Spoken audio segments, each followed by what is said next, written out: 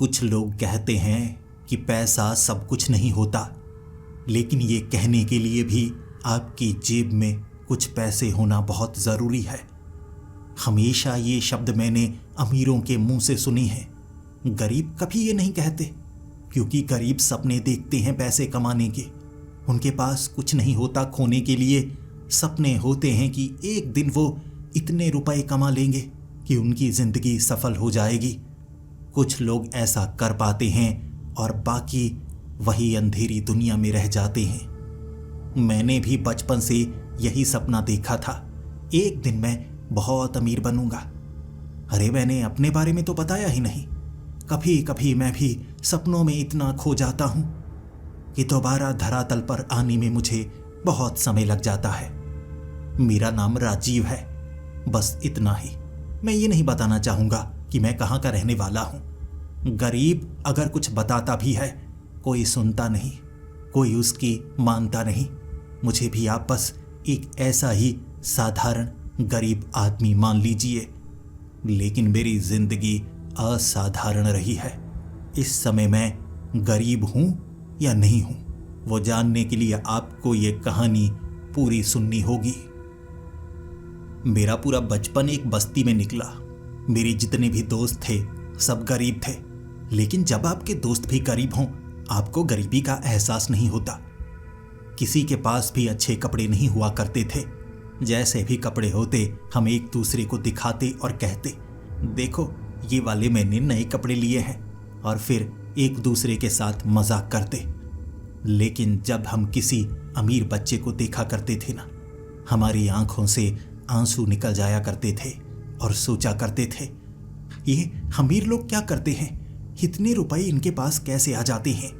यह सवाल मैंने अपने पिता से पूछा था, जो कि एक फैक्ट्री में काम किया करते थे।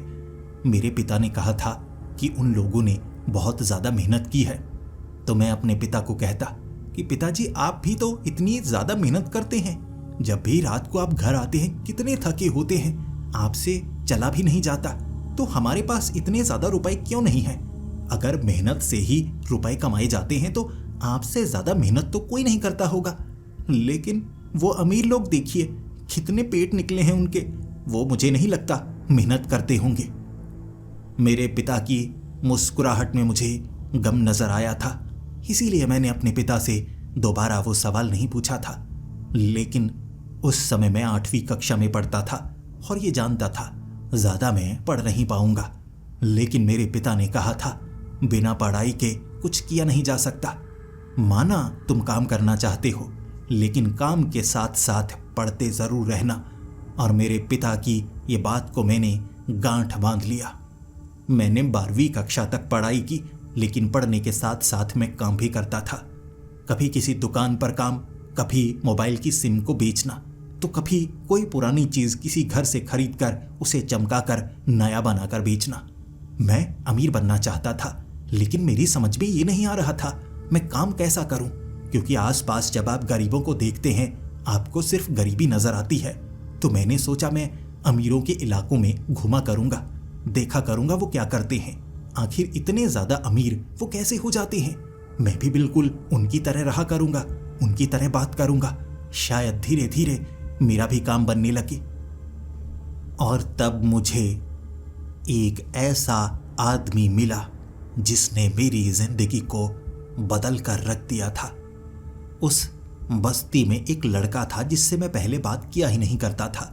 उसका नाम था गोरा, लेकिन सिर्फ नाम से ही गोरा था वो, वैसे पूरी तरह से काला था। उसकी माँ ने उसका नाम गोरा रखा ही इसलिए था क्योंकि वो पैदा ही बहुत ज़्यादा काला हुआ था। लेकिन उसकी माँ चाहती थी काश वो गोरा हो जाए, तो उसका नाम गोरा रख दिया गया। उसे सब चिढ़ाया करते थे, लेकिन धीरे धीरे जैसे जैसे उम्र बढ़ती चली जाती है, जो दुख होते हैं हम उसमें भी खुशी ढूंढने लगते हैं। वो एक चाय की टपरी पर बैठा हुआ था, बड़ा मायूस था, और उस दिन मैं भी बहुत ज़्यादा मायूस था। काम से मैं निकाला जा चुका था। 12वीं उसने भी की थी, 12वीं मैंने भी की थी। उससे बात करने का कभी मौका ही नहीं मिला था। मेरे दोस्तों का ग्रुप अलग था, उसके दोस्तों का ग्रुप अलग था। लेकिन जब दो उदास एक चाय की टपरी पर बैठे होते हैं, भले ही वो दोस्त ना हो, ज़्यादा समय तक ऐसा रह नहीं सकता। दोस्ती हो ही जाती है। मैंने तब उससे बात की। गोरा भाई क्या हुआ, बड़ा उदास लग रहा है। उसने उदासी में कहा, यार क्या करूं, गरीबी में रहते रहते बहुत बुरा लगता है यार। मैं इस घटिया बस्ती से बाहर निकलना चाहता हूं, कहीं अच्छे घर में रहना चाहता हूं। बस्ती में बदबू ही बहुत ज्यादा आती है, मुझे लगता है मेरी जिंदगी यही निकल जाएगी। मैंने कहा, भाई तेरे अकेले का ये हाल नहीं है, मैं भी यही सोचता हूं, लेकिन करें तो करें क्या, तुझे कोई अच्छी नौकरी मिली? उसने कहा, हाँ यार नौकरी तो मिली थी, लेकिन शहर वाले वो लड़के चाहते ही नहीं कि बस्ती वाला कोई वहां पर काम करे। पॉलिटिक्स, मुझे बेवजह ही फंसा कर बाहर निकलवा दिया उन्होंने। अब मैं सोच रहा हूं करूं तो करूं क्या। मैंने कहा, भाई अगर कुछ तरीका मिले तो मुझे भी बताना। और उसने अगले दिन मुझे बताया, देख भाई, कई बड़े इलाकों में ना लोग पुराने पड़े मोबाइल बेचने को तैयार है। वहां से किसी तरह से हमें पुराने मोबाइल लेने हैं, उन्हें चमकाना है और फिर ऐसे बस्ती में आकर थोड़ा महंगा बेचने की कोशिश करनी है। अमीरों को कोई फर्क नहीं पड़ता कोई चीज़ 2000 सस्ती बेची है या नहीं, लेकिन हमें 2-3 हज़ार से बहुत ज़्यादा फर्क पड़ेगा। बता, काम करने को तैयार है? मैंने कहा, बिल्कुल, पैसे बनने चाहिए, किसी भी तरह का काम करने को मैं तैयार हूँ। और उसके बाद हमने इस तरह मोबाइल का काम शुरू कर दिया। पुराने मोबाइल खरीदना, उसे बिल्कुल नया बनाकर बेचना, और बीच बीच में हम हेराफेरी भी किया करते थे। किसी को कह देते बिल्कुल नया मोबाइल है, बिकने के बाद वो हमें कभी ढूंढ ही नहीं पाता। ऐसे पुरानी चीज़ें, कबाड़ वाली चीज़ें, धीरे धीरे कुछ रुपए कमाना मैं सीख गया था। साधारण तरीके से पैसे नहीं कमाए जा सकते, थोड़ा दिमाग तो लगाना पड़ता है। 3 साल गुजर गए। इसके बाद मैं ऐसे ही छोटा मोटा काम करता रहा। कह सकते हैं मैं कहीं नौकरी नहीं करता था। कभी किसी बैंक का अकाउंट खुलवाना, कभी किसी की इंश्योरेंस करवाना, ऐसे काम मैं करता जा रहा था जिससे ठीक ठाक कमाई होती थी। लेकिन इन रुपयों से मैं बस्ती से बाहर नहीं निकल सकता था। और फिर मुझे मिला गोरा। वो बस्ती में आया था, एक गाड़ी से बाहर निकला और वही वाली चाय की टपरी के पास बैठकर महंगे वाला सूट पहने हुए एक अच्छा मोबाइल जेब से निकालकर बात कर रहा। और उसने चाय तो पी, चाय वाले को 50 रुपए भी दिए। मैं तो देखता रह गया। जैसे ही वो गाड़ी में बैठने वाला था, मैंने कहा, गोरा भाई पहचाना मुझे? पहचाना? मैं राजीव। उसने चश्मे उतारे और कहा, अरे राजीव भाई कैसा है? अरे यार बहुत दिनों बाद मिला। देख यार, काम ही हमारे अलग अलग हो गए। देख, अब बता क्या करता है? मैंने कहा, यार मैं तो काफ़ी काम करता हूँ वैसे, अब अच्छी कमाई होने लगी है। बैंक के अकाउंट खुलवाता हूँ, इंश्योरेंस करवाता हूँ, गाड़ियों का फाइनेंस करवाता हूँ, ऐसे बहुत कुछ करता हूँ तो ठीक ठाक कमाई हो जाती है। तब उसने कहा, ठीक ठाक मतलब कितना? घर बना लिया ना 2-4 करोड़ का, अब तो अच्छा कमाता है।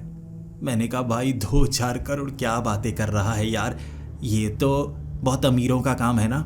हम जैसे छोटे लोग 2-4 करोड़ के घर के बारे में सोच नहीं सकते। उसने कहा, क्यों सोच नहीं सकते? अबे मेरे 5 घर हैं। देख, एक घर तो 1.5 करोड़ का है। गाड़ी देख मेरी, मैं तो इतने समय में इतने रुपए कमा चुका हूं तो सोच तक नहीं सकता। बैंक अकाउंट भरा हुआ है, लेकिन फिर भी कह सकते हैं कि मैं ज़्यादा अमीरों में नहीं हूँ, लेकिन पॉश एरिया में मेरा घर है। तू यार कुछ कर नहीं पाया? मैंने कहा, भाई यार मेहनत तो मैंने भी बहुत की है। फिर उसने कहा, चल यार, पहले भी मैंने तेरी मदद की थी, अब फिर से मदद करता हूँ। मेरे साथ काम करेगा? बता, महंगी महंगी गाड़ियाँ होंगी, लेकिन शुरुआत ऐसे नहीं होगी। जो मेरी भी गाड़ियाँ हैं, जो घर है ना, वो EMI पर है, लेकिन जल्द ही मेरे हो जाएंगे। यार ऐसा काम ढूंढा है मैंने, ऐसा काम ढूंढा है भाई, नोट इतने आते हैं, गिनते गिनते हाथ थक जाते हैं। बता, करना चाहेगा? मैंने कहा, बिल्कुल भाई, बिल्कुल करना चाहूँगा। तेरा तो दिमाग ही बहुत तेज है, मेरा इतना तेज नहीं चलता, मेरा भी काम बना दे। फिर उसने कहा था, मैं डायरेक्ट सेलिंग करता हूँ। देख, ऐसी कंपनी है, डायरेक्ट सेलिंग करनी पड़ती है, काम ज़्यादा मुश्किल नहीं है। मैंने कहा, डायरेक्ट सेलिंग मतलब बाकी क्या चोरी का सामान सेल करते हैं? उसने कहा, डायरेक्ट सेलिंग ऐसे नहीं होती, मतलब सीधा कंपनी से माल लोगों तक पहुंचाया जाता है, ना कोई एडवर्टाइजमेंट, कुछ नहीं, इसमें बहुत कमाई है, बहुत, तू सोच नहीं सकता। अबे मेरा जो बॉस है ना वो डायमंड लीडर है, डायमंड लीडर।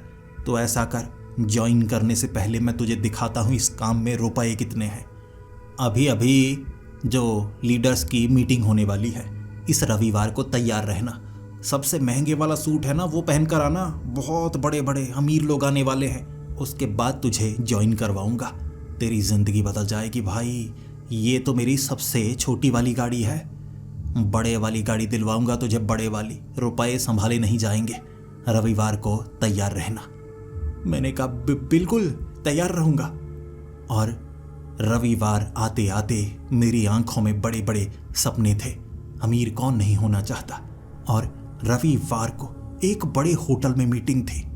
मुझे तो अंदाज़ा तक नहीं था इतने बड़े होटल में मीटिंग में मैं करूँगा क्या। मेरे पास जो भी महंगा सूट था मैंने वो पहना। कह सकते हैं एक ही सूट था तो वही पहनना था। जूते भी मेरे पास 2 जोड़ी थे, उनमें से जो नए लग रहे मैंने वो जूते पहने। और इस तरह से मैं उस होटल में पहुंचा था।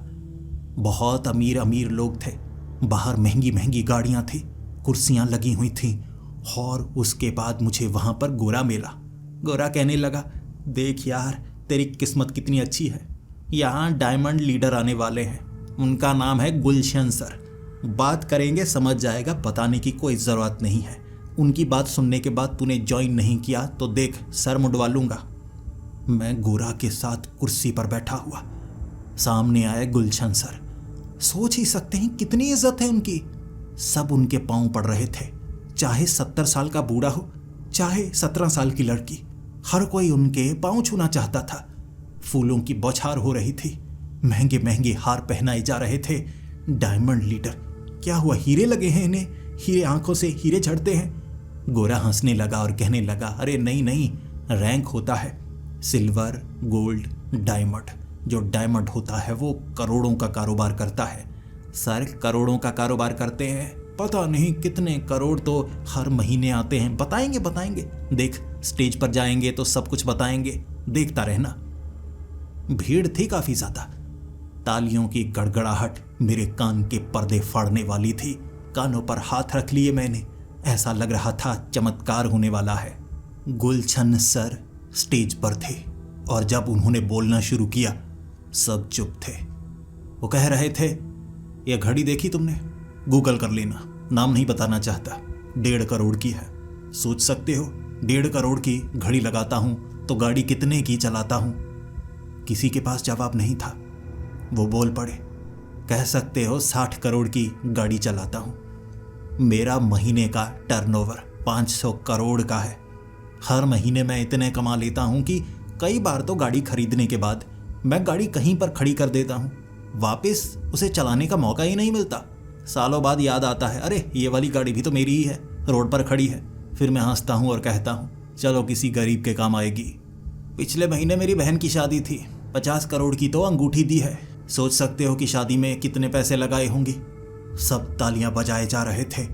वो इतनी महंगी महंगी बातें कर रहे थे, हमारी औकात से बाहर। और उसके बाद जब भीड़ छंटनी शुरू हुई, गुलशन सर के जाने का वक्त आ गया था।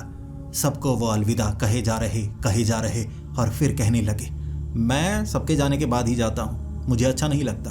अमीर जितना भी हो गया हूँ, मुझे धरातल पर रहना पसंद है। गोरा कहने लगा, देखो सर के पास कितनी महंगी महंगी गाड़ियाँ हैं, वो कहते हैं कि महीने में 2-3 गाड़ियाँ खरीद लेते हैं। मैं इंतज़ार करने लगा। गुलशन सर बाद में पीछे साइकिल का लॉक खोल रहे थे। मैंने देखा और कहा, गोरे ये क्या? गोरा कहने लगा, वो अमीर लोग कभी कभी साइकिल भी खरीदते हैं, सेहत का ज़्यादा ध्यान रखना पड़ता है उन्हें। साइकिल पुराने वाली जंग खाई हुई थी। लॉक खोलकर गुलशन सर जब साइकिल पर जा रहे थे, पता नहीं कब उन्होंने कपड़े बदल लिए। अब गमछा कंधे पर टांगे आगे की तरफ दातुन करते हुए जा रहे, बालों को बिखेर लिया था, भेष बदल कर जा रहे। गोरा कहने लगा, अमीर लोगों को छिपकर रहना पड़ता है, ऐसा ना हो रास्ते में जा रहे हों डाका पड़ जाए। अब बातें बड़े होटल में बड़ी बड़ी की जाती हैं, लेकिन बाद में छिपकर रहना पड़ता है, खतरा काफ़ी होता है। आसपास इनके गार्ड्स बहुत ज़्यादा हैं, वो भी भिखारी बनकर, सब्जी वाले बनकर घूमते होंगे, दिखेंगे आसपास से। तभी पास से आवाज आई, आलू ले लो। गोरा कहने लगा, देखा, जवाब दे दिया उसने कि आप जा सकते हो, रास्ता खाली है। मेरी समझ में कुछ नहीं आ रहा था, लेकिन मेरे दोस्त का कॉन्फिडेंस मुझे बता रहा था काम तो अच्छा है। मैंने कहा, देख मेरे भाई, इसमें कितने रुपए मिलेंगे मुझे? उसने कहा, मिलेंगे बाद में, पहले लगाने होंगे। डायरेक्ट सेलिंग में पहले सामान उठाना पड़ता है, बाद में उसे बेचना पड़ता है। देख, इस समय अगर तू मेरे नीचे काम करेगा, शुरू में 1 लाख का माल उठाना होगा, बाद में 2-4 दिन लगेंगे, 1 लाख का माल तू 2 लाख में बेच सकेगा, सीधे सीधे 1 लाख का फायदा। अब तेरे नीचे जितने भी काम करने वाले लड़के लगते जाएंगे, 1-1 लाख का सब माल उठाते जाएंगे। सोच सही, 100 लोग तूने अपने नीचे लगाए, 1 करोड़ का माल उठा, 2 करोड़ में बिका, 1 करोड़ अपना। अब 1 करोड़ में 50 लाख उन्हें देना, 50 लाख तेरा। डायरेक्ट सेलिंग में अमीर हो जाएगा 1 महीने में। उसने मुझे ऐसे सपने दिखाए कि मैंने 1 लाख रुपए की जो जमा पूंजी रखी थी उसका माल उठा लिया, ज्वाइन कर ली मैंने डायरेक्ट सेलिंग। सारा सामान मेरे घर में पड़ा था। गोरा कहने लगा था, शुरुआत कर, पहले खुद इस्तेमाल कर, बाद में दूसरों को बताना। सबसे पहले मैंने साबुन वाला बक्सा खोला था। साबुन पहला इस्तेमाल करने वाला था। मैं बाथरूम में गया, पहला मग मैंने सर पर पानी का मारा, साबुन निकाला, साबुन सारा घुल गया। ये भूरा भूरा साबुन था। मैंने वो साबुन हाथ पर लगा हुआ, इतनी जल्दी? फिर मेरे पिता जो कि नहाने के लिए आने वाले थे कहने लगे, ये क्या मिट्टी से नहा रहा था? मैंने कहा, पिताजी मिट्टी नहीं है, डायरेक्ट सेलिंग वाला साबुन है, कहते हैं झाग बहुत ज़्यादा करता है। मेरे पिता कहने लगे, झाग क्या करेगी? मिट्टी झाग नहीं करती, देख झाग है नीचे, भूरी भूरी मिट्टी घुल गई। मैंने कहा, पिताजी मुल्तानी मिट्टी वाला साबुन है ना, तो मिट्टी डाली हुई है, बहुत महंगा है। ये वाला साबुन 100 रुपए का है, बेचना है 1 लाख के 2 लाख बनेंगे। मेरे पिता मेरी तरफ घूरने लगे थे, लेकिन मेरी नज़रें झुक गईं। शुरुआत ऐसे ही होती है, बड़े दिमाग ऐसे ही काम करते हैं, छोटे दिमाग वाले बड़े दिमाग वालों को समझ नहीं पाते। फिर उसके बाद मैंने अपनी बहन को कहा, चुटकी जाके वो टूथपेस्ट लेकर आ, देखते हैं टूथपेस्ट कैसा है, बड़ा अच्छा होगा। क्या है कभी? 150 वाला टूथपेस्ट, अमीरों वाला है, इसे 300 में बेचना है। लेकिन कोई बात नहीं, मेरी बहन को मेरी तरफ से तोहफा। मेरी बहन ने टूथपेस्ट खोला, ढक्कन खोला, पीछे से दबाने लगी। इतना सख्त पेस्ट था, निकलता गया, बिल्कुल सीधा, बिल्कुल नीचे गिरने का नाम नहीं ले रहा।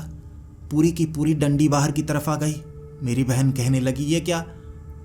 पेस्ट वाले इस ट्यूब में ये लकड़ी क्या है? नीम की लकड़ी थी उसमें, नीम की लकड़ी, बिल्कुल सीधी, ना तो काटी जा सकती थी ना तोड़ी जा सकती थी। मेरी बहन पूछने लगी, कैसे करूं मैं? एक पूरे ब्रश पर इस लंबी लकड़ी को कैसे चढ़ाऊं और मुंह में कैसे डालूं?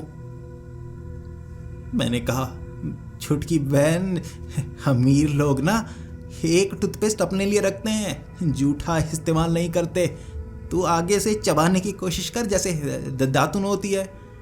उसने कहा, ये कड़वी है, ये नीम की लकड़ी लगती है। मैंने कहा, वो नीम वाला टूथपेस्ट है ना, इसीलिए। मुझे ज़रा भी शक नहीं हो रहा था, लेकिन मेरे परिवार वाले कहने लगे, तू ठगा जा चुका है। मैंने कहा, नहीं माँ, मैं ठगा नहीं गया हूँ, आपको बड़ा आइडिया समझ में नहीं आ रहा है। फिर मेरे पिता वो पानी की बोतल खोल रहे थे। मैंने कहा, पिताजी ये ज़्यादा महंगी है, सॉल्टेड वाटर है, ये अमेरिका से पैक्ड आता है, 1000 की बोतल है, ये मत खोलिए, थोड़ी महंगी पड़ जाएगी। लेकिन मेरे पिता ने खोली और पानी उन्होंने पिया ही नहीं। कहने लगे, ये कैसा काला पानी, देख काला पानी। मैंने कहा, पिताजी ये काला पानी नहीं है, ये शरीर के लिए ज़्यादा अच्छा होता है, अमीर बहुत ज़्यादा खरीदते हैं। मेरे पिता कहने लगे, लेकिन इसमें से गटर की बदबू क्यों आ रही है? मैंने कहा, पिताजी आप समझ क्यों नहीं पा रहे, गटर की बदबू नहीं है। मेरे पिता ने मेरे मुंह में एक ढक्कन के जरिए वो सॉल्टेड वाटर डाला। सच में थोड़ा सॉल्टेड था, लेकिन बदबू भी आ रही, गंदा गंदा सा लग रहा। मैंने कहा, हाथू, ये पिताजी गरीबों के लिए नहीं है, मैं नहीं पीऊंगा ये। मेरे पिता कह रहे थे तू नहीं पिएगा तो कौन पिएगा, तू ही लेकर आया है। सारा का सारा सामान ऐसा ही था। मेरे हाथ पांव फूल गए, हर एक चीज ऐसी ही। नमक वाला शैम्पू, उसमें तो नमक ही डाला हुआ था, डिब्बी में नमक। और ये बोतल थी 500 रुपए की। टूथपेस्ट था, इतनी गंदी बदबू, लेंडी डाली हुई थी। एक एक करके वो सामान हम खोलते चले गए। ऐसा सामान, मैं घबरा गया। सीधा मैं गोरा से मिलना चाहता था। उसके घर पहुंचा। मैं गोरा का एड्रेस तो जानता था, गोरा ने बताया था, बस्ती के बाहर पॉश एरिया में उसका घर है। लेकिन ये है उसका घर? वहां एक घर बन रहा था, कंस्ट्रक्शन हो रही थी, उसके बाहर टेंट लगा था। उस टेंट में गोरा बाहर निकला, कच्छा पहना था उसने, नीचे पड़ा था तसला। तसले को पैर मार कर कहने लगा, अरे ये तसला किसने रखा है? काम हो तो गया है, किया मैंने पूरा, ये तसला किसने रखा है? फिर उसकी नजर मेरी तरफ पड़ी।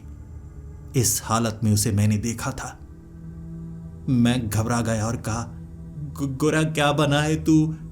गोरा कहने लगा, देख देख, अब तू ज्वाइन कर चुका है तो सच तुझे जानना चाहिए। देख राजीव, मुझे भी ऐसे ही फंसाया था। सामान तूने देख लिया होगा, लेकिन अब सामान तो निकालना होगा।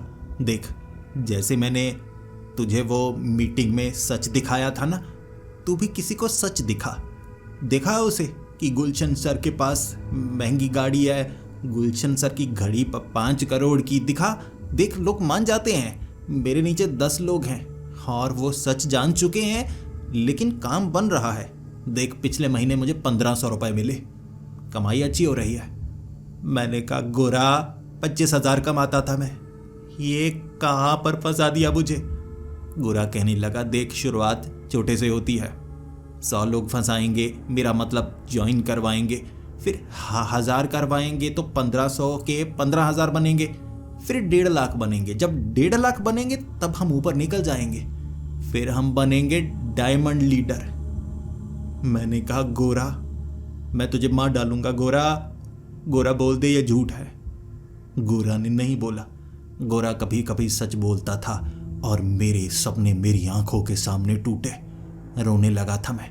तसला पड़ा था, तसले में गर्दन मारकर गर्दन धड़ से अलग कर लेना चाहता था अपनी, लेकिन गोरा ने रोका और कहा, देख, ऐसे मौत दर्दनाक होगी, कोशिश करने में कुछ नहीं जाता। देख, मैंने रस्सी गले में लगाकर पेट पर लटकने की कोशिश की थी, रस्सी टूट गई थी। मैं कहता हूँ भगवान हमें कह रहा है, हमें कोशिश करनी चाहिए। मैंने कहा, गोरा, जब तू रस्सी से लटका था तुझे मेरा ख्याल नहीं आया कि मेरा क्या होगा? गोरा ने कहा, जब मौत दिखती है ना, उसके बाद सब धुंधला धुंधला हो जाता है। ऐसा कर, किसी को ढूंढ, सामान निकाल। देख, तूने 1 लाख का सामान लिया ना, मेरे पास 1 लाख का पड़ा था, 50,000 का उसमें से निकला है। तू 2 लोगों को ढूंढ, पहले अपना लाख का सामान निकाल, कमीशन की बात बाद में होगी। पूरी रात घर आकर मैं बहुत ज्यादा रोया था, लेकिन सुबह तक मैं सख्त हो चुका था। मुझे यह काम तो करना होगा। 1 लाख का माल घर पड़ा है, निकालना होगा, और ये मैं निकालूंगा 2 लाख में, यानी कि 2 लोगों को फंसाना होगा। काम आसान हो जाएगा। इसीलिए मैं ढूंढने लगा ऐसे लोगों को जो मुझे जानते हों। घर घर जाकर उन्हें कहता, घड़ी देख मेरी, कितने की होगी? अपनी औकात के अनुसार मैं कहता 10,000 की। सामने से वो कहते, अबे मच्छी बाजार में 150 की मिलती है। असल में मच्छी बाजार से 150 की ही खरीदी थी, लेकिन सामने वाले को लगना चाहिए महंगी है। उन्हें लगता ही नहीं, क्योंकि मेरा चेहरा ही गरीबों वाला था, बस्ती में रहता था मैं। उन्हें कहता मेरे पास महंगी गाड़ी है, वो हंस देते। इसीलिए मैं जान चुका था, जान पहचान वालों को फंसाया नहीं जा सकता। आपको ऐसे लोगों को फंसाना होगा जो दूर हैं, जिन्हें आपके बारे में कुछ पता ना हो। इसीलिए मैंने तरीका ये अपनाया, साइकिल के सहारे पॉश एरिया में जाता, जहां सबसे महंगी गाड़ी पड़ी हो, उसके पास जाकर बैठ जाता और जानबूझकर टायर को पैर मारता, ऐसा दिखाने के लिए जैसे टायर पंक्चर हो गया हो। फिर मैं लोगों से बात करता और कहता, गाड़ी देखिए कितने की है, बहुत ज़्यादा महंगी है। जो काम मैं करता हूँ तुम करना चाहोगे? मुझे नहीं पता ये बात के लिए सामने वाला थप्पड़ कैसे मार सकता है, लेकिन जितनों से मैं बात करता वो थप्पड़ मारते। उसके बाद पता लगा वो लड़के जो मुझे पीट रहे थे उनके मामा की गाड़ी थी। मैं बार बार पैर मारता इसलिए पीट रहे थे। धीरे धीरे मेरा दिमाग काम करना बंद कर चुका था। कहां से ढूंढूं अमीर लोगों को जो मेरे जैसे गरीब पर भरोसा करें। एक आदमी था चाय की टपरी पर बैठा। उसके विचार बड़े ऊंचे थे। भले ही चप्पल कम थी, एक ही चप्पल थी उसकी। कह रहा था, तो ये बताओ जो अमीर लोग हैं उन पर किनकी चलती है। मैंने कहा किनकी चलती है मतलब? उसने कहा जो अमीर लोग हैं किसके सामने डरते हैं। मैंने कहा जी पुलिस के सामने। तो वो कहने लगा पुलिस किससे डरती है। मैंने कहा जी पॉलिटिशियंस। उसने कहा पॉलिटिशियंस किससे डरते हैं। मैंने कहा वो तो किसी से नहीं डरते। उस आदमी ने कहा डरते हैं जो बाबा होते हैं ना, बाबा तांत्रिक, उनसे डरते हैं। वो भी उनकी मदद लेते हैं। तो सबसे अमीर कौन हुआ? मैंने कहा तांत्रिक बाबा। उसने कहा तो ढूंढो, तांत्रिक तो दिखते भी गरीब है, तो ढूंढो किसी तांत्रिक को। मैं ढूंढने लगा। और एक तांत्रिक को ढूंढने के लिए आपको कहाँ जाना चाहिए? किसी शमशान के आसपास। और हमारी बस्ती में एक ही तो शमशान था और उस शमशान में बैठता था एक तांत्रिक। भोला भाला बड़ा अच्छा था। मुझे लगा भोला है तो आसानी से फंस जाएगा। जैसे ही वो शमशान से बाहर निकला वक्त रात के 8 का था। मैंने सामने खड़ी गाड़ी के पास जाकर उस तांत्रिक को आवाज़ लगाई, अरे बाबा ज़रा आइए इधर, मेरी थोड़ी सी मदद कर दोगे? किस्मत थोड़ी खराब चल रही है, क्या आप ठीक कर सकते हैं? तांत्रिक बाबा कहने लगे, किस्मत का क्या है, एक बार खराब हो जाती है तो ठीक भी खुद ही करनी पड़ती है, किसी ताकत से नहीं होता। मैंने कहा, अरे तांत्रिक बाबा परेशानी तो सुनिए, मैं इतने रुपए कमा रहा हूं कि घर रखता हूं कमरा भर जाता है, नया घर खरीदता हूं 1 महीना रह नहीं पाता, नोट इतने आते हैं वो घर भर जाता है, परेशान हूं। गाड़ी देखिए, मेरी गाड़ी खड़ी की है यहाँ, चलकर जाऊंगा मैं, इस गाड़ी को चलाकर नहीं जाऊंगा। इतनी गाड़ियां हो गई हैं, इतनी गाड़ियां हो गई हैं, रास्तों पर जाकर खड़ी करनी पड़ती हैं। बताओ बाबा, बड़ा परेशान हूं, इतने पैसे कैसे संभालूं? तांत्रिक बाबा बड़े हैरान थे, ये कैसी परेशानी? लोगों को कम पैसों की परेशानी होती है, तुम्हें ज्यादा पैसों की परेशानी है, काम क्या करते हो? मैंने कहा, बाबा डायरेक्ट सेलिंग, कंपनी में सामान बनता है, हाई क्वालिटी सामान होता है, आप सोच नहीं सकते साबुन कैसे हैं, टूथपेस्ट कैसे हैं, उन्हें आगे बेचना पड़ता है।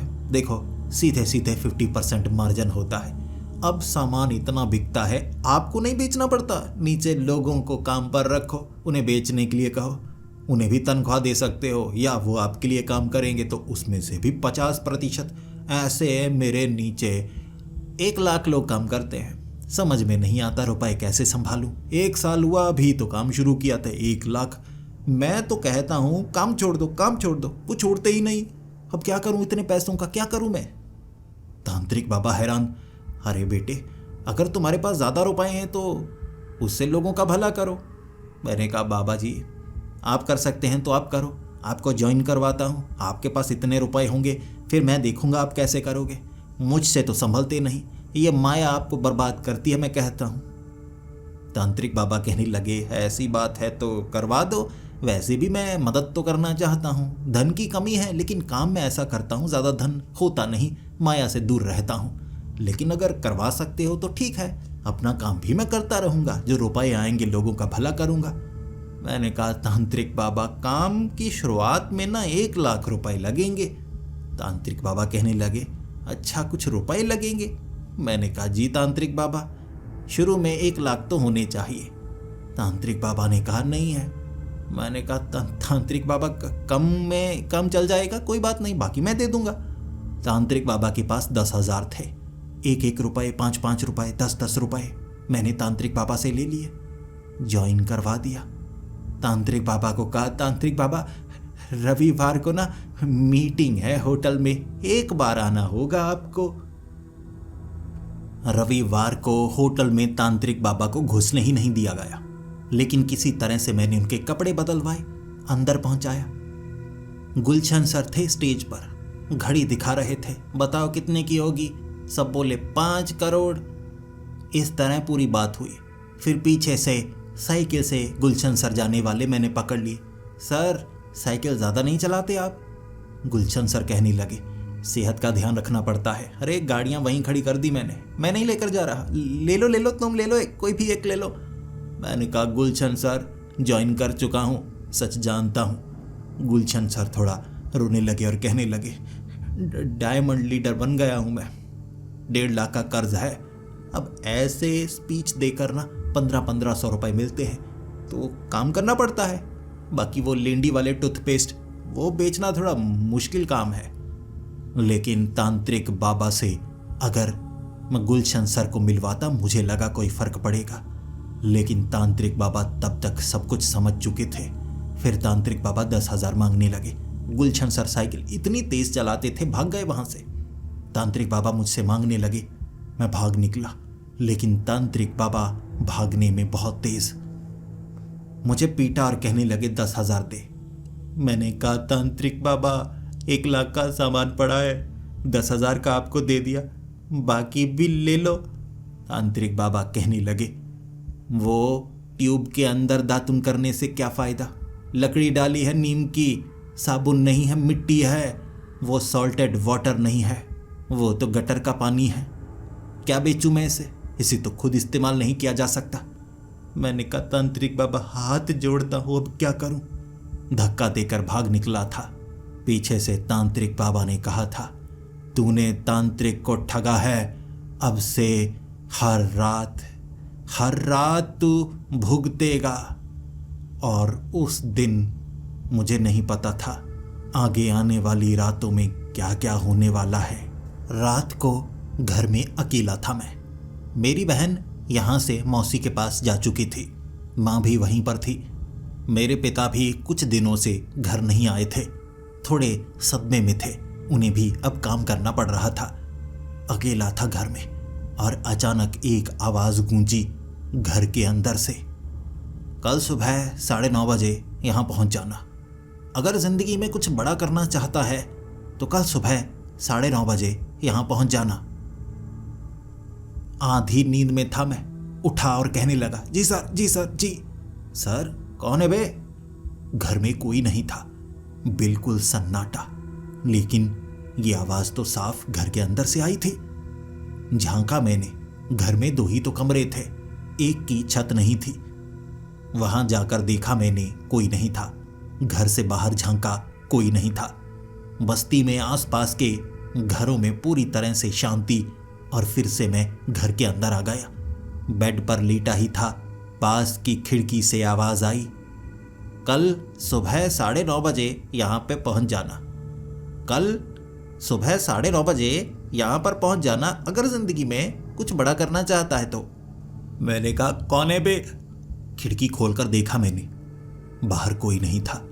लेकिन आवाज़ तो खिड़की के दूसरी तरफ से ही आ रही थी। अब पूरी तरह से सन्नाटा। खिड़की को मैंने बंद किया और फिर से खिड़की से आवाज़ आई, कल सुबह 9:30 बजे। मैंने कहा, तेरी ऐसी की तैसी कौन है बे? खिड़की चौड़ी थी, सलाखें तो नहीं लगी थी। खिड़की खोलकर ही मैं बाहर चला गया और कहने लगा, अभी बता, सुबह 9:30 बजे क्या करेगा, कहाँ बुलाएगा, यहीं बता। किसी ने कोई जवाब नहीं दिया। मैं घर के अंदर था, गुस्से में था। ये बोल कौन रहा है और क्या गायब हो रहा है? छत की तरफ देखा मैंने, छत से हल्की हल्की आवाज आ रही थी, कल सुबह 9:30 बजे वहां पे पहुंच जाना। मैंने कहा, कौन है बे? छत के आर पार हो गया एक पता नहीं सुकड़ा सा आदमी। वो आदमी नहीं, एक भूत था। ऐसा चेहरा तो भूतों का ही होता है। आधा दीवार के आर पार नीचे लटका हुआ, बिल्कुल मेरे मुंह के सामने आकर कहने लगा, कल सुबह 9:30 बजे यहाँ पे पहुँच जाना। अगर जिंदगी में कुछ बड़ा करना चाहता है तो कल सुबह 9:30 बजे यहाँ पर पहुँच जाना। अरे कहाँ पहुँचूँ? यही तो हूँ। कौन हो तुम? उसने कहा, 9:30। मेरा नाम 9:30 है। मुझे इतना ज़्यादा डर लगने लगा, मैं घर से बाहर की तरफ भागा। बस्ती से जितना दूर हो सके मैं दूर जाना चाहता था, क्योंकि वो आदमी मेरा पीछा करने लगा था और वो आदमी जिंदा नहीं था। उसका नाम था 9:30। ये कैसा नाम है? बस एक ही लाइन बोले जा रहा था, कल सुबह 9:30 बजे यहाँ पर पहुँच जाना अगर जिंदगी में कुछ बड़ा करना चाहते हो। मैंने कहा नहीं करना चाहता, नहीं करना चाहता, लेकिन वो मेरा पीछा नहीं छोड़ रहा था। एक बार तो उसने उठाकर मुझे पटका, लेकिन एक आदमी के सामने गिरा था मैं। वो कहने लगा, ये क्या स्टंट मार रहे हो? अपने आप उछल उछल कर क्यों गिर रहे हो? मैंने कहा गिर नहीं रहा, मुझे गिराया जा रहा है। वो भूत मेरे पीछे ही था। मैं डरता गया और मुझे समझ में ही नहीं आया किन गलियों से निकल रहा हूं मैं। एक गली से निकला था मैं और जंगल में पहुंच गया। यहाँ बड़ा शहर है, कोई जंगल नहीं। बस्ती की एक गली से मैं जंगल में कैसे पहुंच गया मुझे पता ही नहीं चला। वो आदमी, वो भूत 9:30 मेरा पीछा कर रहा और मैं उससे बचना चाहता था। ये एक रहस्यमय घटना थी और मैं जंगल में भागता गया। मैं मदद चाहता था। मुझे लगा कोई मिले ताकि मैं जंगल से बाहर निकलूं। एक आदमी पेड़ के पास खड़ा था, लंबा चौड़ा था, बड़े अजीबो गरीब बाल थे उसके। मैं भागता हुआ उसके पास गया और कहने लगा, जी मेरी मदद कीजिए। जब उसने मेरी तरफ देखा, बड़ा खूंखार सा लंबूतरा चेहरा था उसका। मुझे देखकर कहने लगा, अभी कुछ ही समय पहले अपनी बहन की शादी की है मैंने। विदेश से आए थे लोग, महंगी महंगी गाड़ियों में आए थे लोग, महंगी घड़ी लगाई है मैंने, महंगी घड़ी लगाई है। वो कोई इंसान नहीं था। ऐसा चेहरा इंसानों का नहीं होता। हाँ माना कुछ इंसानों का होता है, वो भी जिंदा कहलाने के लायक नहीं होते। ये तो भूत ही होगा। भूत मिल रहे हैं भूत मुझे। एक का नाम था 9:30, दूसरे ने नाम नहीं बताया, बस बहन की शादी किए जा रहा। उसने मुझे पकड़ा, नीचे गिराया और कहने लगा, घड़ी देख मेरी घड़ी, बहन की शादी पिछले ही महीने की है मैंने, घड़ी देख मेरी घड़ी। वो मुझे पीटने में लग चुका था, जबकि वो 9:30 भी अभी पीछे ही धक्का देकर भागा और पीछे से 2 ही आवाजें आ रही थी, कल सुबह 9:30 बजे यहाँ पर पहुंच जाना। बहन की शादी की है मैंने, बहन की शादी, बहन की शादी की है मैंने, बहन की शादी। ये आवाजें पीछे से आती जा रही और मैं चीखता जा रहा, भागता जा रहा, चीखता जा रहा। बचना चाहता था 2 भूतों से। वो 2 पेड़ों के आर पार हो रहे, मेरा पीछा किए जा रहे, और अब तक मुझे महसूस हो चुका था ये सब क्यों हो रहा है। मैंने तांत्रिक बाबा को ठगा था ना। तांत्रिक बाबा ने कुछ कर दिया, मुझे बड़ी मुसीबत में डाल दिया। मैं जंगल में भागा जा रहा था। भूतों से बचना कोई आसान काम नहीं होता। वो मेरे पीछे पड़ चुके थे। जिंदगी में कभी कभी हम गलती करते हैं और वो गलती का पछतावा बाद में होता है, लेकिन मुझे तो इस गलती का पछतावा बहुत जल्दी हो रहा था। ना तो इस जंगल का कोई अंत था और ना ही वो भूत थक रहे थे, रुक रहे थे। मुझे बस उम्मीद थी कोई मसीहा मिल जाए जो मुझे बचाए। एक कान में आवाज आ रही थी 9:30, 9:30। दूसरे कान में आवाज आ रही थी बहन की शादी, बहन की शादी। मैं भागा जा रहा, तभी उनके चीखने की आवाज आई। मैंने पीछे मुड़कर देखा, एक बच्चा होगा 13 से 15 साल का। उसने धक्का दिया था उन दोनों को और वो दोनों उड़ते हुए पीछे 30 फुट तक गए थे। मुझे एक उम्मीद की किरण नजर आई। भूतों को धक्का दिया जा सकता है, भूतों को पीटा जा सकता है।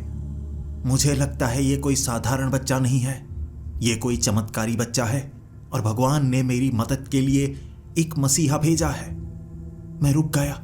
उस बच्चे ने उन दोनों को धक्का दिया और बार बार उड़ाकर बहुत पीछे फेंका, और तीसरी बार तो ऐसा धक्का दिया वो इतनी दूर गए कि वापस नहीं आए।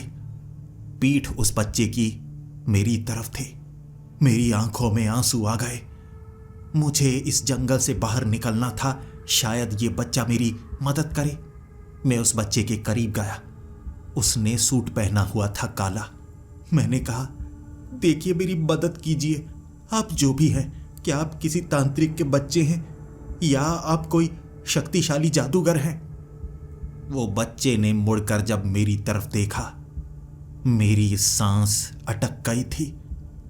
वो इसलिए क्योंकि उसने जो शब्द बोलने शुरू किए उससे मैं समझ चुका था वो कौन है। उसने बोलना शुरू किया, 2026 में जब मैं डायमंड बनकर आऊंगा ना, सब साले मुझे देखने के लिए तरसेंगे। और इसके बाद उसने अपनी जांघों पर हाथ मारना शुरू कर दिया, टांग उठा उठा के जांघ पर हाथ मारता और कहता, 2026 में जब मैं डायमंड बनकर आऊंगा, साले मुझे देखने के लिए तरसेंगे। मैंने कहा, बे तेरी शादी भी नहीं हुई, तेरे साले कहां से आ गए? गुस्सा आ गया उसे, मेरे पीछे भागने लगा अपनी जांघ पर हाथ मारते मारते। मैंने उसका नाम नहीं पूछा था, लेकिन बार बार 2026 बोले जा रहा था, तो मुझे लगा इसका नाम 2026 होगा। अब 3 आवाजें पीछे से आ रही थी। वो दोनों भी वापस आ चुके थे। ये भी भूत था, वो भी भूत थे। एक कान में 9:30, एक कान में बहन की शादी, और एक तरफ से आ रही आवाज। मेरे तो 2 ही कान थे, फिर भी मुझे सुनना पड़ रहा था। जब मैं 2026 में डायमंड बनकर आऊंगा। मैंने कहा, कब बनेगा? छोड़ दे मुझे, अभी 2025 चल रहा है। छोड़ा नहीं उन्होंने, उठा उठा कर पटक रहे थे और मैं छिप रहा। कभी पेड़ों के पीछे छिपना पड़ता, तो कभी मुझे अपने ऊपर मिट्टी उड़ेलनी पड़ती ताकि वो मुझे देख ना पाए। भूत थे लेकिन फिर भी चकमा खा रहे थे। लेकिन बचना मेरे लिए जरूरी था, मेरी मजबूरी थी। उसके बावजूद उन तीनों ने मुझे घेर लिया। मैं एक खंडहर में पहुंच चुका था। पीछे एक दीवार थी, उस तरफ मैं भाग नहीं सकता था, और सामने वो तीनों अपने अपने डायलॉग बोले जा रहे। और मुझे लग रहा था मैंने जिंदगी की जो गलती की है उसकी सजा मुझे मौत के रूप में मिलेगी। लेकिन पीछे की दीवार टूटी, किसी ने पैर मारा था, मुझे चप्पल नजर आ रही थी। वो दीवार नीचे गिर गई और पीछे पैंट शर्ट में एक लड़की थी। मुझे उम्मीद नहीं थी कोई मेरी मदद के लिए आएगा। मुझे लगा ये भी भूतनी होगी, और जब उसने मुंह खोला बस यही शब्द बाकी रह गए थे। उसने कहा, तुम भाग क्यों रहे हो? लेवल सबके निकलेंगे, लेकिन निकलेंगे उनके जो खड़ा रहेगा। मैं गुस्से में आ गया और मैं कहने लगा, मुझे नहीं लेवल निकालने, मुझे नहीं बहन की शादी करनी, और ना मैं 9:30 बजे आऊंगा। भाग जाओ सालो, मुझे घेर रहे हो। मैंने तुम्हारा क्या बिगाड़ा है? मैं वो तांत्रिक के पास जाकर खुद माफी मांग लूंगा, छोड़ दो मुझे। लेकिन वो मुझे छोड़ नहीं रहे थे। उन्होंने मुझे पकड़ा, मेरे कपड़े फाड़ने शुरू कर दिए। उसके बाद मैं क्या करता? मैंने भी झगड़ा शुरू कर दिया, मारना शुरू कर दिया। वो भूत थे, उन्हें दर्द नहीं हो रहा था, बल्कि जैसे जैसे मैं उनके मुक्का मारता या उनके बालों को खींचता, वो वही शब्द दोहराते जा रहे, 9:30, बहन की शादी। इसीलिए उनसे बचकर भागना ही मेरे पास आखिरी रास्ता बचा था। मैं भागते भागते एक आदमी से टकराया। मैं डर गया। एक और भूत। अरे नहीं, अब ये कौन हो सकता है? लेकिन जब उसने मुड़कर देखा, ये कोई भूत नहीं था। सूट बूट पहने वही वाला तांत्रिक। मुझे देखते ही घबरा गया। पहले उसने गुस्सा दिखाया और कहने लगा, तूने मुझे ठगा है। और फिर मैंने कहा, आपने ऐसे कपड़े क्यों पहने हैं? आप तो एक तांत्रिक है ना, सूट बूट क्यों पहना है? वो शर्माने लगे और फिर तांत्रिक बाबा ने कहा, क्या करता, तूने तो सब कुछ ठग लिया था, इसीलिए मुझे लगा मैं किसी और तांत्रिक को फंसाता हूं। मैंने उसे फंसाया, तो अगर तांत्रिक किसी के साथ धोखा करें तो उनकी ताकतें उल्टी पड़ जाती हैं। मैंने तो तेरे ऊपर भूत छोड़े थे, लेकिन मैं भी यहां पर आ गया। मैंने कहा, ये जगह कौन सी है? तांत्रिक बाबा बोले, ये रहस्यमय काली दुनिया है। तू इस जंगल में कैद हो चुका है और ये सबसे भयानक रात होगी। तू भागने की कोशिश करेगा लेकिन भाग नहीं पाएगा। लेकिन मजबूरी में भी यहां पर फंस गया। कभी ने कैसी मल्टी लेवल मार्केटिंग में मुझे फंसाया है। तांत्रिक था, बड़ा अच्छा, लोगों की मदद करता था। कैसी लकड़ी वाली दातुन दिला दिलाकर वो तांत्रिकों ने पीटा मुझे। फिर गलती से मैं यहां पर पहुंच गया। तुझे नहीं पता यह क्या होता है। मैंने तांत्रिक बाबा के पैर पकड़ लिए और कहा, तांत्रिक बाबा गलती हो गई। तांत्रिक बाबा भी समझ चुके थे। उन्होंने मुझे गले से लगाया और कहा, इसमें तेरी भी गलती नहीं है, गलती किसी और की है। वो लोग जो ऐसी कंपनी बनाते हैं, बाकी लोगों को फंसाते चले जाते हैं, हमें उन्हें ढूंढना होगा। उसकी फैक्ट्री में हम कुछ ना कुछ ऐसा करेंगे ताकि लोगों के सामने ये सच आ सके। हमें इस रहस्यमय दुनिया में लगभग 4 घंटे और बिताने हैं और उसके बाद हम इस दुनिया से जब दिन होगा बाहर निकल जाएंगे खुद ब खुद। उसके बाद हमें उस जगह पहुंचना है, उन लोगों का भांडा फोड़ करना है। बताओ तुम मेरा साथ दोगे? मैंने तांत्रिक बाबा से हाथ मिलाया और तभी पीछे से आवाज आई, लेवल सबके निकलेंगे। तांत्रिक बाबा बोले, भागो भागो, ये लड़की पता नहीं दातुन लेकर कहां कहां घुसाने की कोशिश करती है, भागो भागो। मैंने भागना शुरू कर दिया। हम दोनों उस जंगल में भागे जा रहे थे। पहली बार देखा तांत्रिक को सूट बूट पहने हुए, लेकिन उनसे संभल नहीं रहा था। टाई उन्होंने कमर में बांधी हुई थी, बेल्ट उन्होंने सर पर लगाई हुई थी। बने क्या हुए थे, जबकि हालत तो मेरी भी कुछ ऐसी ही थी। दुनिया रहस्यमय थी, लेकिन मेरे साथ तांत्रिक बाबा थे, अपने जादू का इस्तेमाल कर रहे। कभी वो पेड़ को आग लगाकर पेड़ की लकड़ी को मेरे हाथ में पकड़ाकर कहते, लड़ लड़। मैं लड़ता और पिटता। तांत्रिक बाबा एक तरफ बैठकर पता नहीं क्या कर रहे थे। वो झाड़ फूक कर रहे, लेकिन वो झाड़ फूक अपने ही सर पर कर रहे। मेरी तो कोई मदद नहीं हो रही। बालों को जला लिया था उन्होंने, आधे गंजे हो चुके थे, लेकिन 4 घंटे निकल गए। सच बताऊं, उन्होंने जैसे भी मंत्रों का इस्तेमाल किया, फर्क तो कोई नहीं पड़ रहा था। पिटे तो हम 4 घंटे, तब भी उतना ही। लेकिन हर काली रात एक ना एक वक्त पर खत्म हो जाती है। वो काली रात भी खत्म हुई और उसके बाद ये जंगल ही था। जैसे ही सूरज चढ़ा, तांत्रिक बाबा तो बेहोश थे। वो लड़की ने सबसे ज्यादा पीटा था, क्योंकि वो चप्पल उतार उतार कर मार रही थी और मारते मारते कह रही थी, लेवल सबके निकलेंगे, लेवल सबके निकलेंगे। मेरे लेवल तो निकल चुके थे। भले ही पीटा था, लेकिन चलो लड़की ने पीटा तो दिल खुश था। लेकिन तांत्रिक बाबा ने शायद किसी लड़की को इस हालत में नहीं देखा था, इसीलिए तांत्रिक बाबा खुशी से बेहोश हो चुके थे। दिन हुआ तो मैंने तांत्रिक बाबा को हिलाया और कहा, तांत्रिक बाबा उठिए, हम अब भी जंगल में हैं, वही काले अंधेरे जंगल में। तांत्रिक बाबा ने आंखें मलते हुए कहा, ऐसा हो ही नहीं सकता, ये कोई रहस्यमय दुनिया नहीं है। हम उस शहर से बहुत दूर आ गए हैं। ये असल में कोई जंगल है। क्योंकि मैंने यही मांगा तो हम उस फैक्ट्री के बेहद करीब हैं। हमें चलना चाहिए। क्या है उस फैक्ट्री का नाम, उस कंपनी का नाम? पूछते हैं, आसपास कोई तो मिलेगा। हम चलते गए और पास में एक गांव था। हमें लगा ऐसे गांव के आसपास अमीर लोग जमीन खरीदते हैं, बड़ी फैक्ट्री लगाते हैं। तो वहां मैंने उस कंपनी का नाम लिया। मैंने कहा, वो MLM company, multi level marketing वाली, क्या उसका ऑफिस यहाँ पर है? गांव वाले हंसते जा रहे थे। 10 लोगों से हमने बात की, लेकिन किसी ने सही से जवाब नहीं दिया। हर कोई हमें कह देता, धत भाग जा। जिसके बाद एक बूढ़ा आदमी मिला जो भाग ही नहीं सकता था, क्योंकि उसकी टांगे टूटी हुई थी। पेड़ के नीचे बैठा और हमने उससे सवाल किया। 2 बार उसने पत्थर मारे थे, 2 बार गालियां निकाली थी। फिर बोला था, ठीक है बताता हूं।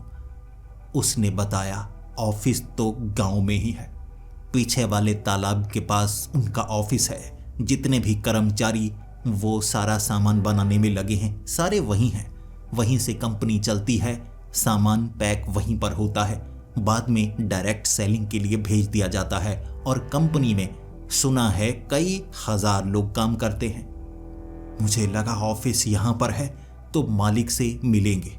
मालिक तो सबसे ज्यादा कमाते हैं ना, डायमंड लीडर कह दो या गोल्ड लीडर कह दो, उनसे ज्यादा तो असल में CEO ही कमाता होगा। CEO से मिलने का मौका था। मैं और वो तांत्रिक चलते चलते तालाब के पास पहुंचे और वहां 20 लोग काम कर रहे थे। फैक्ट्री नहीं थी, बरगद के पेड़ के नीचे। जो पुराने रिसाइकल्ड टूथपेस्ट की ट्यूब्स थी ना, उनमें लकड़ी डाली जा रही थी। ऊपर से साफ करके स्टिकर लगाया जा रहा था। पानी की बोतलें पीछे वाले नाले के पानी से भरी जा रही थी। साबुन मिट्टी को ही सांचे में डालकर सुखाकर पैकेट में डाला जा रहा था। 20 लोग ये काम कर रहे। ज्यादा सामान तो था ही नहीं। डायरेक्ट सेलिंग के नाम पर ये क्या देखने को मिला, इतनी बड़ी फैक्ट्री। हम दोनों उस कंपनी के सीईओ से बात करना चाहते थे, लेकिन जब कर्मचारियों ने इशारा किया वो है सीईओ, बैलगाड़ी से जा रहा था। उसके पास घर नहीं था। उस तालाब के पीछे टेंट लगाकर सोता था।